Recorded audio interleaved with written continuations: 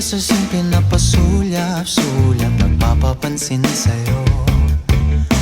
Umabot sa palitan ng mga mensahe, kilig na kilig ako. Kumusta, kain na, hello, magandang umaga.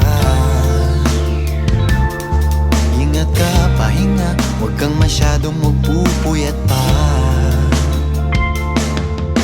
Naramdaman ng puso na dahan-dahan akong nahuhulog sa'yo. Sa kada araw natin na pag-uusap, meron nang